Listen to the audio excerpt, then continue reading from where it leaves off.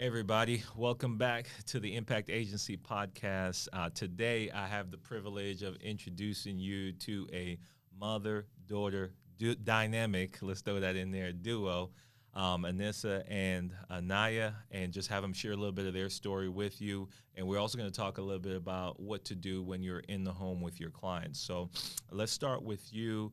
Anissa, being mom, we'll let mom go first. Introduce yourself to everybody real quick. My name is Anissa R. I'm right here in Atlanta, Georgia. Lucky to be just about half an hour away from the office. So I'm really happy about that because I get to come in without the struggle every day. Perfect. And then how did you find FFL?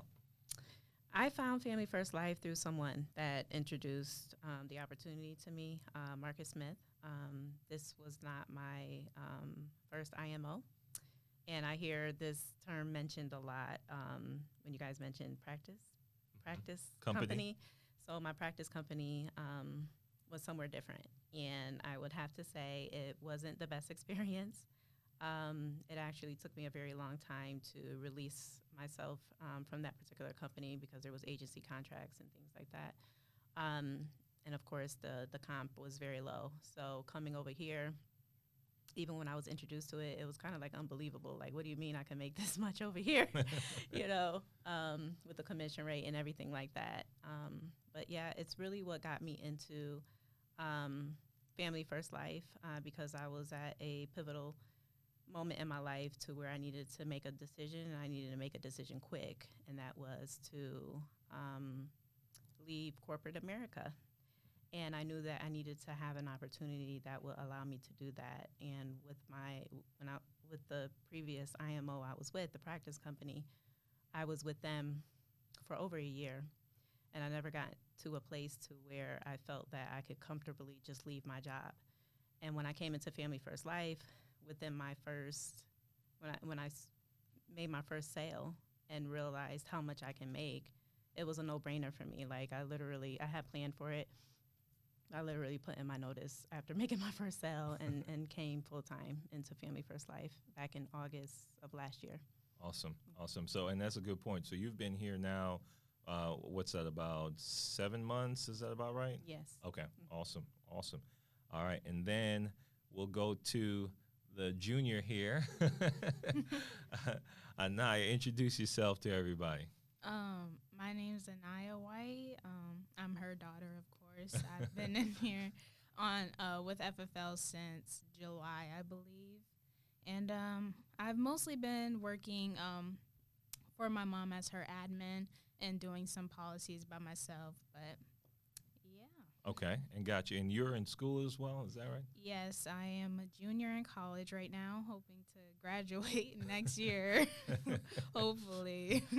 Okay, awesome, good stuff. And then if you don't mind, because I know there's a lot of young people when I say a lot of young people and I talk like that, I feel like I'm old, but I'm not. But just to relate, because I'm in my 30s, I won't ask Anissa where she's at. I'm sure it's the same. And then but then you're younger than both of us, obviously, because she's your mom, and we have an audience that does watch a podcast that may be younger. So how old are you? I just turned 20 back in January. Awesome. So. And how old were you when you got your license? 19. 19. Yeah. All right. That's awesome. Good job, Anissa. Thank you. So I hope my daughters will get their license as well, yeah. But only time will tell. So we'll peer pressure them into it. But let me ask you on that same note, Anaiya, how does it feel to be able to know, you have the potential while you're going to school to be able to generate an income, with an insurance license? It feels like really good because it's better than being in school and going to work at a fast food restaurant at the same time where your hours are controlled and they decide how much money you make. So I believe that this is a really good opportunity for me, especially for younger people as well, even being in college and school and stuff like that. So I feel blessed. That's awesome. Hey, I agree. I mean, when I was in college, I worked at the Cheesecake Factory. I'd rather been selling insurance. I love the Cheesecake Factory, by the way. So send me some gift cards or whatever. But I would rather not be working there. I'd rather be eating there. Awesome. Well, what I want to talk about, because both of you have been with us for a little while now, you've been in the home. You've also done some virtual sales as well, both of you. So you kind of have some experience being in front of the client and also helping them over the phone. And I know that's one of the areas, where agents need the most help, and they're most curious about, what do I do here, and how does that all work? So I want to kind of talk through some of the things that you do in the home when you get in front of your client, or you do on the Zoom. Maybe it's different, maybe it's the same. I know for me it's kind of the same, and I'll share my structure. But I'll kind of have, you start. Let's go with Junior here. Let's go with Anaiya first. We'll pick on you real quick. Just anything that you do that you think will be beneficial for a new agent that's, maybe, just going out to their first appointment and wanting to know what that experience is going to be like. Anything beneficial. What's really beneficial is just connecting with your client and having kind of a personal connection, making them feel less, don't make it seem like it's a business transaction, basically. Mm-hmm. Don't be a salesperson. So just be a human, basically. I like that. So, yeah, that's a good thing right there. Anything else? No. No? Okay. All right. That's good enough. No, but that's a good point, too, because a lot of people will go into and they're thinking more salesy, especially if they had sales experience, or just in general, you're thinking, all right, I got to get in here and sell these folks. One of the benefits, too, is the fact that we work with leads. So there's not really much selling. I like how Sean Mike puts it.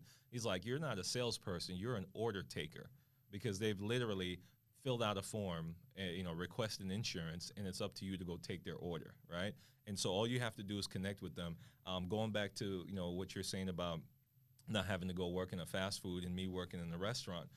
When I work in the restaurant as a waiter or server, I think is the correct terminology. They change up all the time. I wasn't confused when somebody walked through the door at Cheesecake Factory that they were in there to either get some cheesecake or get some, some food off the menu. There was no hesitation with me approaching the table and being able to explain the menu, answer their questions, and take the order, because they came in and sat down because they were hungry.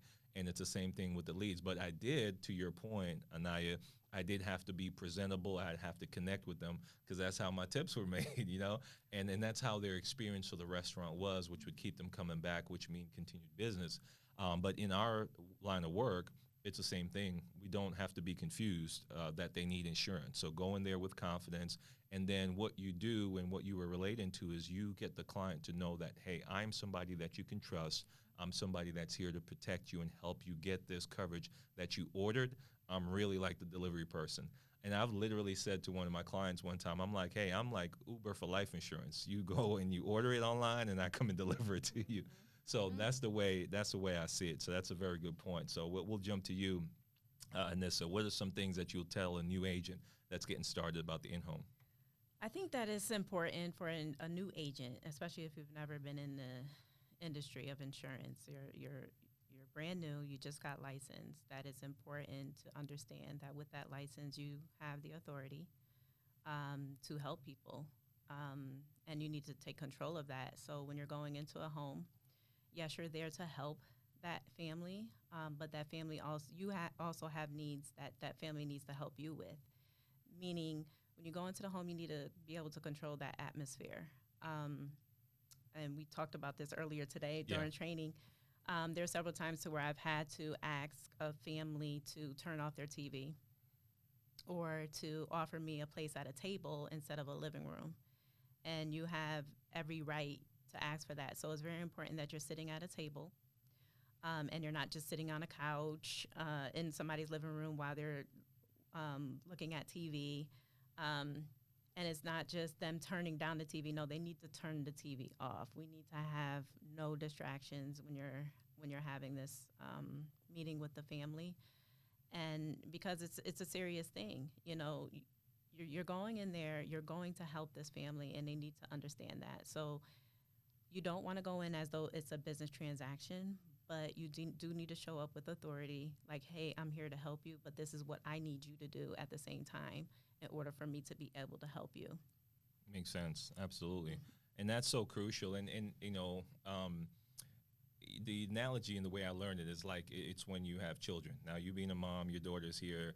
When your children are younger, you have to create that structure for them. If not, they'll just run everywhere. And the structure might be as simple as, hey, look twice before you cross the street, because they could get hurt not doing that. And if you set that structure, then they know how to operate, how to act. And your clients is the same way.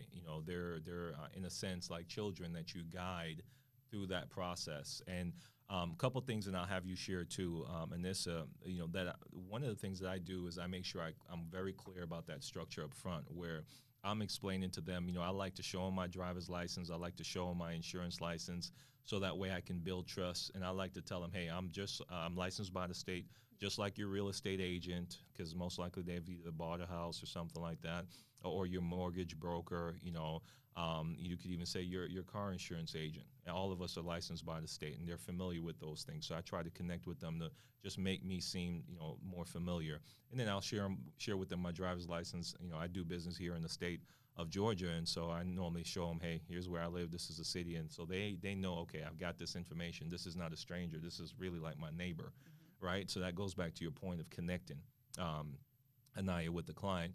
And then I'll show them a picture of my family, so they know, hey, I'm a family man and why I do what I do. And then I'll let them know, hey, I work with several different insurance companies, and that way I'm able to get you the best plan, the best rates, affordable plan that you're looking for.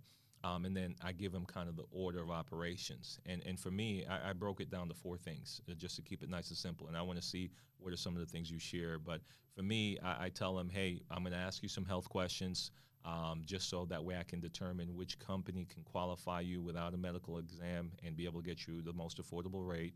And then I'll ask you some financial questions so I can know how much insurance you need, coverage-wise, and what you could fit in your budget. And then once we have those 2 items, then I'll be able to go over a couple options with you, and we'll pick an option. And the 4th thing we'll do is we can submit an application to the insurance company, and they're going to take 2 to 3 days to verify, that you're as healthy as you say you are. And, they're going to verify your ID. So they'll need, a driver's license. They'll need your social for a medical scan. They want to know who they're going to pay. God forbid something should happen to you. And they want to know how you're going to pay while you're alive. And that's a check-in or savings account number. So I get all of that up front, and then I get their agreement to move forward. And I say, hey, does that all make sense? Do you have any questions? Can we proceed? Any of those questions to kind of wrap it up and get their acknowledgement. Once that's done, that's the appointment in the bag right there. Now I just have to do what I told them I was going to do, because they know what we're going to do. I have their agreement. Now just do it. And it's really that simple. So is there anything else that you add to that, or maybe you do it in a different order? No, I do it that exact same way. Of course, you articulate it a little bit differently than me, because, when you're first starting out, you're learning. Of course, you're a little bit further along than me, so 5 years into the business. So you're articulating things a little bit clearer. It is something that we learn as we go, and we talk about this all the time, that, the best way to get your experiences is to get into the home, and that's how you learn how to articulate these things. So everything that Jermaine just said, I do articulate those, and then I also ask about the why. Why am I here? Like, why did you fill out this form? And once I get that why, before I go into any type of options, I ask, like, for instance, if they were looking for a final expense, like if they filled out a form for final expense, I would ask them, do you understand what final expense means? And then they'll either say yes or no. If they say yes, I ask them what they understand about it. And because for me, the big thing is also educating the client, because when the client is educated on the product, they're more likely to keep their premiums going and not get a chargeback when they have a full understanding of what they're getting and the benefits. So I like to find out how much they know and what their understanding is first. And then based on what they understand, I never make them seem like, what they understand is wrong or, or anything like that. I just say, okay, that's a good way of understanding. And let me explain to you how this works. And then that's when I go over the final expense sheet, everything that comes along with that in terms of benefits for them to have the full understanding of everything that we have to offer as far as our carriers and their products. Because they may already have a final expense policy that may not have all of the benefits that we have to offer. And they could be overpaying for insurance. So it's very important to educate them up front because they can be like, oh, wow, I didn't know that. I don't have that. And, so those are two additional things that I do after the structure. Everything that Jermaine mentions that he does, I do that. And then I ask about the why, and then I educate them on the product. And then I go into the client worksheet and then look at the solutions. Makes sense. Absolutely. And those are two very important things too. Anaiya, for you, when it comes to the why, right? Yep, I'm putting you back on the hot seat. She thought she had a break there for a minute. When it comes to the why, right? Talking to clients about why they need the coverage. Okay, what are some of the questions that you ask, or what's the one question you have, if it's only one, to be able to help understand why they need it, and more importantly, help them explain to you why they need it instead of you having to convince them that they need it? Basically, I do the same thing. I ask them, like, were you looking for to protect your mortgage or leave something behind for your family? And one thing I do need to do that you taught in training was to ask, if something were to happen to you today, who would take on that burden of burying you when you pass away, basically. So that's a good thing to ask up front, so that could be contribute to their why as well. And what was the other part? That was it, I think, just what you asked. So you went through it so quick you forgot. But that's, you're absolutely right. And that's a great question to ask. It's like, hey, if I was a day late, so if you guys are watching this, you're taking notes, jot this down. If the client's name is Mary, and you could say, hey, Mary, if I was a day late and you had passed away yesterday, okay, who's the person that's picking up the pieces and looking at, how they're going to be able to keep this house, if it's mortgage protection, if it's final expense, how they're going to afford to bury you today, because they just found out yesterday that you died. And then you just shut up and listen to what they have to say. And they'll normally tell you who, and they'll talk a little bit more about why that's important to them not to have that happen, or why it's important to them to have something in place, God forbid that were to happen. And that way it just helps you solidify why you're there to help them, and they're telling you and you're not telling them, and now you get to help them. So, I think, Anissa, you said something else that was key, which is when you're explaining the plans, you give them additional details. So it's not just like, hey, here's a $30,000 policy. It's what's this policy going to do in addition to being $30,000 death benefit? What else is there? The great thing about the products that we have with our multiple carriers is that there are multiple benefits to those products. It's not just death benefit. A lot of them have illness benefits. A lot of them sometimes have some cash component to it as well, or a refund component to it as well. So being able to like at that restaurant, being able to describe that meal where it's just like, hey, here's some steak and potatoes. No, well, how's the steak? Is it dry age? Is it a fillet? Is it, being able to give a little bit more context to that steak to make me want to spend the $58 in order opposed to going with the chicken. So, but in this case, it's explaining to them what additional benefits are there for them. So let's talk about this real quick. We all have challenges getting started. Both of you have been here now for about 7 months. What are, I guess, some of the challenging things, or what's one challenge that you've had to overcome, and how did you overcome it? And I'll start with you, Anaiya, because I know working with mom is probably the most challenging thing. But besides that, what other challenging You're thing? You're not wrong. Most challenging, my mindset, basically, staying motivated, because the thing I hate most, the most is the freaking phones. I have trouble staying motivated to stay on, like, keep dialing consistently throughout the day, because, you get that one person who's just extremely rude and mean, and then you're just like, it ruins your mood for, like, the rest of your day. So I have trouble, just staying motivated and keep keep on going through the day with dials and stuff like that. That's basically my biggest challenge in this business. How do you overcome that? How do you get around that when you have those moments? Basically just having to force myself and listen to my mom. You know, she's like, you need a dial, and I'm just like, okay. My favorite words are you dialing? Yeah. Are you dialing? That's the most What annoying are you doing right now? The Are you most dialing? annoying thing, but that's what gets me to start dialing. Gotcha. It powers you through, right? Yeah. And that's what you call discipline, actually, because, you know, discipline is doing the things that you need to do even when you don't want to do them, you know, because you know they need to be done. I mean, that's parenting 101 right there. Yeah.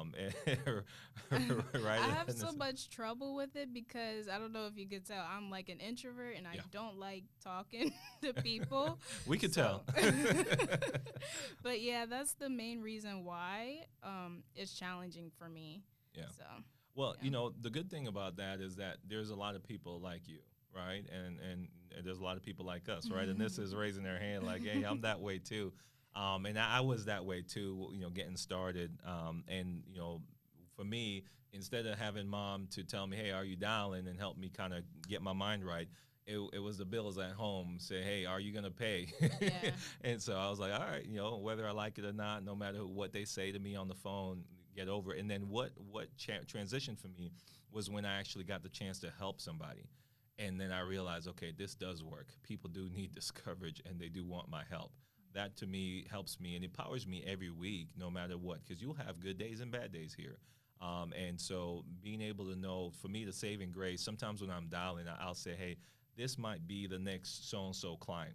And I think back to one of my favorite appointments, a client, a family that I was able to help. And, you know, I was like, man, I wish every client's like that client. So I have about 3 or 4 of them that I keep at the top of my mind on dial day, because I'm like, hey, you never know, man. This next person might be Miss Mary or Mr. John. And then I was like, hey, let's find out. So that helps me on those days. So maybe that will help you, because I know you've sold a few policies. And so, you know, you should have a couple clients that you could think, all right, this could be another one of them. Yeah. So, all right. Anissa, how about you? What's been the most challenging thing for you, and how did you overcome it? So my biggest challenge, of course, was schedule. And it's only because transitioning from full-time employment into full-time self-employment, one of the reasons why I left corporate America is because I needed to be home for my children. I needed to be able to control my own schedule. So when I first came into Family First Life, I mean, I just went at it full force. And I know we can't speak numbers here, but Jermaine knows the numbers that I hit. Like, as soon as I came in full time, it was like month after month, they were good, really good. And what I was doing, I was like literally putting all of my time and energy into my business. And I just recently found out what has been my obstacle these last several weeks. In January, I transitioned into telesales, just full out telesales. I wasn't doing any in-home appointments, and that's because my oldest daughter, Anaiya, she went back to college. She had to go back. I guess winter break was over, spring break, whatever that was over. She's back in college now, so I was trying to just do telesales so I can work around Anaiya's schedule. But I also have an 8-year-old who also has her own schedule. So putting all my time into the business and trying to work my schedule around Anaiya's schedule, it literally took a lot away from my youngest one. And I wasn't spending as much time as I should with her. So she began to suffer a little bit in school. Her grades began to suffer. Just, you know, a lot of things. And then I started feeling like the worst mother. And I'm sharing this because I know that there may be someone that could be watching that could be going through the same struggle. And so I just literally had to put a break on it. I didn't put a break on my business, but what I did was I had to restructure some things. I had to do some soul searching, and thank God for the mentor that I do have in Jermaine. Jermaine, I have always said to him, he's like my little big brother. He's younger than me, but he's like my big brother. And I've told him that before. He's like family to me. Big brother, little big brother I could look up to. So with him and his wife Tanika, and the prayers that I'm pretty sure that they pray for the business and the people that are in this business all the time. And I want to say to you, Jermaine, that I'm very grateful for that. You're I welcome. literally had a turnaround. I just woke up one morning and just had an epiphany. Like, I had stressed myself to the limit, and I just woke up one morning and said, you know what, Anissa, you're doing the best that you can. And what it took for me to realize is that because I was putting so much time and energy, like all of my time and energy into trying to be this top producer in this business, just trying, pushing myself, that I was literally overstepping my own values of family first. Family first was the reason why I quit my job, because I needed to put my family first. But then when I realized I was putting part of my family on the back burner is what was really affecting me. So when I was going into the home, I wasn't fully there. I wasn't fully present because I was feeling less than a mom. I was feeling, because I had this thing going on at home, because I wasn't given the time and the energy where it needed to go. So I, literally had to sit down. It was about last week, all week. I just worked from home, doing telesales. And I was able to put just reprioritize things. And so I began to put the time that I needed to put into my younger one. She began to excel in school. Like the same week I decided to do this, like day after day after day, she's having these tests and she's like A plus, A plus, A plus. She's just acing everything. And that was what was missing. My time and attention was missing. And so now that I understand where my priorities need to be, now I'm able to really adjust my schedule to where it needs to be. So even though I can't work the business in home full time the way that I did when I first came in, because I do need to put my time into my kids too, what I decided to do was work my business around what's that value, which is my family. So now I can do 2 full days in the field, Fridays and Saturdays. So the plan is to book 15 to 20 appointments over Friday and Saturday. And the rest of the week, while my kids are in school, while they're doing their own schedule, I'm doing telesales. So it's still full-time for me. So it's basically hybrid. So half of it is in the field on the days that is not going to impact my kids negatively. And then for the days, when they're in school, running their own schedule, I'm doing telesales. And when I tell you, when I put that schedule together, like I have so much peace, and that stress and that burden just lifted off of me, because it is so true that God does not put on you more than what you can bear. So the way that I had taken on this business wasn't something that the Lord put on me. It was something I put on myself, and it just needed to just be adjusted. So now that I'm there, because this literally just happened last week, now that I'm there, I feel like, because just doing telesales, I'm making half of what I was making when I was full-time in the field. Mm-hmm. It's like 50% of what I was doing. So now that it's adjusted, I really feel like I can pull my numbers back up to where they need to be, and I'm really excited about it. So that's awesome. Yeah. And I really appreciate you being vulnerable and sharing that, because I'm sure a lot of people have a similar experience. It's so easy to, forget that this is family first, and it's not just the name of the agency, the company, the IMO, but it's really what it's all about, whether it's putting our families first, putting our the families that we help first when we're helping them, making sure we're putting their needs in front of our commissions. But, most importantly, in the way that you just said, because this business, and there's a lot of people out there that are looking for that flexibility in a career that allows them to be able to still be attentive. I mean, it hurts my heart to think that there are folks out there that don't have that flexibility that you have to say, you know what, let me change my schedule and prioritize my life for what really matters, because they're having to go clock into a whatever hourly job to make an income, or a salary job, and they just have to kind of sacrifice the family to be able to provide for the family. One of the great things about here is that you get to adjust as necessary, and you have the flexibility, whether it's telesales, Zoom sales, in-home sales like you do on the weekends, to be able to make sure that schedule works, not just for you, but for the family. And it's important, too, to communicate that when you're getting started. Going back to the original question, what's one of the things you had to overcome or you struggled with? when you're getting started, guys, you got to have a conversation with the people that are important in your life. If it's a spouse or family members that depend on you for certain things, and if it's your kids, still sit them down and say, hey, here's the schedule. Let's talk about it, and be able to structure that. And then if things aren't working out like they weren't with you, figuring out, okay, I need to adjust something, and then make the changes and communicate, because we're all independent business owners trying to get better and try to be more successful, and we can always make adjustments to get better. But I appreciate you sharing that, because I think that will relate with a lot of people, not just single moms like you are, which we have a lot of that do really well in our business, but just people in general, that it's easy to get. And even if you're not working with us in insurance, just in life, it's easy to get the priorities mixed up, and you got to make sure you keep those priorities straight. So I appreciate you both being on. Any last words, so to speak, anything that you would impart to the newest agent or prospective agent that's watching this video right now? Yes. I would like to say that, it's not all rainbows, puppies, and cupcakes. It is definitely hard work. Yes, you're going to have your obstacles. Yes, you're going to have some tough days. Yes, you're going to have some rough days. But if you just keep on pushing through, you just never give up, no matter what. Like, I never gave up. Like, even in February, I came down with COVID. And even during that time of sickness, I was still doing telesales, because I knew if I didn't get on that phone, it was going to be even more tough after that I got through that sickness. So I just kept pushing through. I just kept pushing through, doing what I can. So when you have those hard days, don't let it slow you down to stop you. Just keep on pushing. Do something with your business every single day. Training is very important. That's one of the major things I want to mention. You got to train on something at least once per day.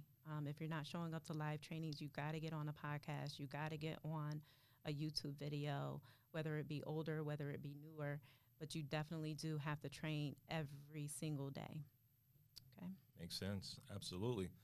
All right. We'll leave Anaiya out of this one, or you got something you want to say too?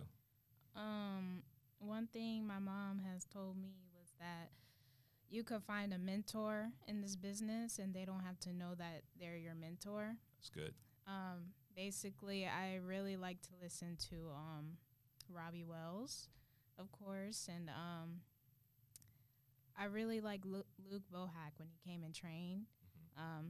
So I really like to listen and get some mentorship from them. So, and that could just be looking up YouTube videos of them and anything like that. The Zoom dials that Robbie does. Awesome. Yeah. No, that's so valid, and I like how you put that, Anaiya, through Anissa. You can have a mentor without them even knowing they're your mentor, because there's so much content like this podcast that you're watching right now that's there, and you can be learning from so many people. The key is just be learning and apply what you learn. Okay, so appreciate you guys watching, and matter of fact, Anissa, if somebody's watching this, they relate to you, they connect with you based on what you've shared, they want to work with you, how can they get in touch with you and be able to join your team, because you're building an agency as well? Sure. My email address is joinyoursuccess@gmail.com. 3 words spelled just as you hear it, joinyoursuccess@gmail.com. You can email me, or you can reach me by phone directly, 678-313-6017. But I will say this, if you're going to try to call me, text me first and just let me know who you are and why you're calling. Thank you. Awesome, guys. All right, thanks for watching. We appreciate you guys.